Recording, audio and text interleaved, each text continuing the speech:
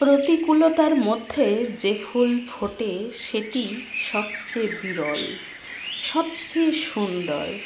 তাই ভালোবাসা এক প্রকার ফুল, যাকে সময় দিয়ে দিনে দিনে বাড়তে দিতে হয়।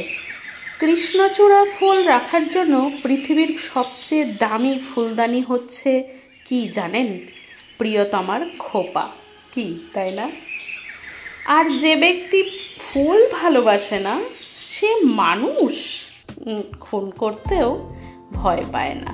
ফুলের মতো মানুষের জীবনও ক্ষণস্থায়ী। সেটা আমরা কখন বুঝতে পারি জানেন? সেটা আমরা মৃত্যুর সন্ধিক্ষণেই বুঝতে পারি। ফুল মানুষের হৃদয়কে একদমই নরম করে তোলে।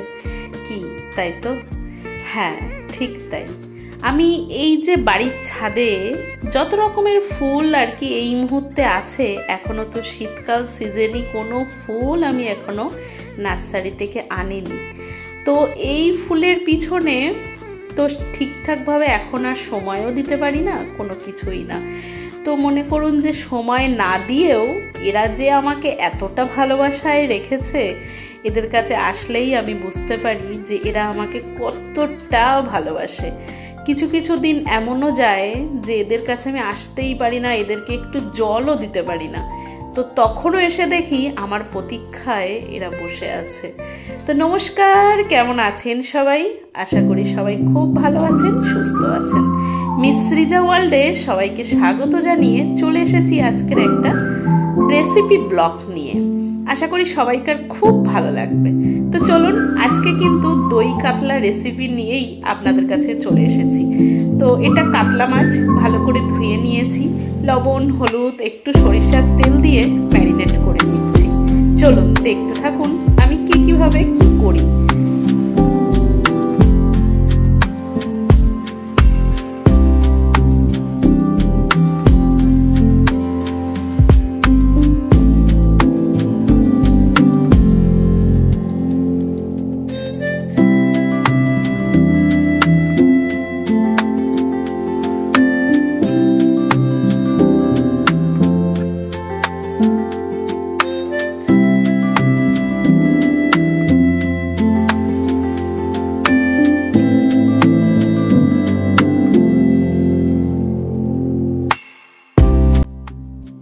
তো দেখেছেন আমি কিন্তু মাছটা ভীষণ কড়া করে ভাজিনি, একটু হালকাভাবেই ভেজে নিয়েছি। কেন কি মাছের ঝাল হতে গেলে না একটু হালকা ভাজা রাখলেই ভালো।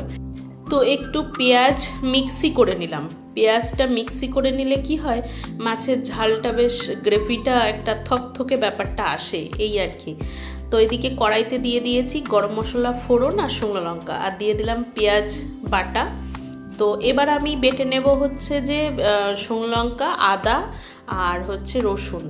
তো এগুলো একসাথে একটু মিক্সি করে নিয়েছি, নিয়ে আর যে পেঁয়াজটা দিয়েছিলাম সেটা একটু লাল লাল করে ভেজে নিয়ে এর সাথে আর কি কষিয়ে নেব। আর টক দইটা কিন্তু আমি টক দই, লবণ, হলুদ আর যে ধনিয়া গুঁড়ো, আপনার হচ্ছে যে জিরে গুঁড়া, সব কিছু আর কি একসাথে দিয়ে একটু ভালো করে এক পাক ঘুরিয়ে নিলাম মিক্সিতে। তাহলে কি, তাহলে ওই টক দইটা না ফেটে ফেটে যায় না, বেশ একদম সুন্দর একটা পেস্ট হয়ে গেছে। তো ওইটা দিয়ে ভালো করে একটু তেলটা কাটিয়ে নিলাম, আর দিয়ে দিয়েছি পোস্ত আর কাজু বাদাম বাটা। তো এগুলো আবার একটু ভালো করে কষিয়ে নিয়ে তারপরে এর মধ্যে না জল দিয়ে বেশ একটু ফুটে উঠলে এর মধ্যে দিয়ে দেব মাছগুলো। তো এইভাবেই আর কি আমি না দই কাতলা করে থাকি। তো এটাতে তো আমার মেয়ের তো ভীষণ পছন্দ। তো ওর মামুনি একটাবার আমাদের বাড়িতে দই কাতলা করেছিল, সে যে কি সুন্দর হয়েছিল।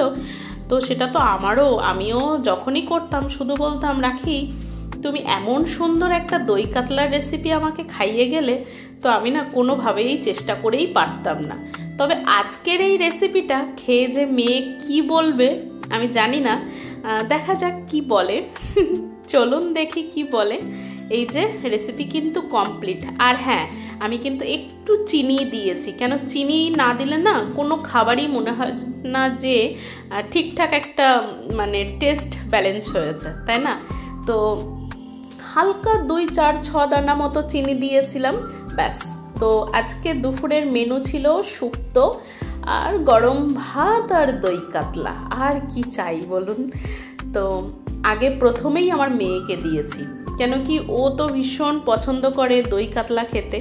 তো কিছুতেই শুক্তোটা বলছে আগে আমাকে এটা দাও। আমি বললাম না, সিস্টেম অনুযায়ী খাও তো ঠিক আছে, আগে শুক্তোটা খেয়ে নাও, তারপরে একে একে হবে, সমস্যা কি আছে, আস্তে আস্তে হোক।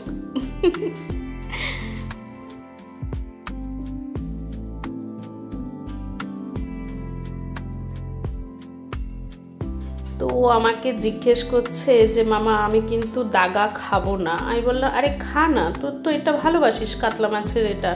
ও কাতলা মাছ খেতে খুব পছন্দ করতো সেই ছোটোবেলা দিয়ে। হ্যাঁ, তো আমি বললাম ঠিক আছে চল না খাস, দাগাটা রেখে দে। আর ওর তো প্রিয় হচ্ছে লেজা, মানে ওর বাবাইয়েরও প্রিয় লেজা আর মেয়েরও প্রিয় লেজা। তো এখন যদি একটা আনা হয় তো এখন বাবাই কি করবে, বাবাই তো কিছু করার নেই। মা বাবা তো সবসময় তার সন্তানদেরকে নিজে না খাইয়ে খাওয়ায়, তাই না?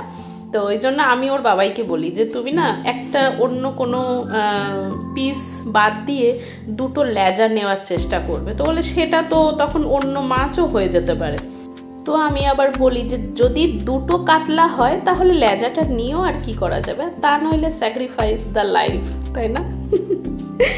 মা বাবা হয়েছি তো।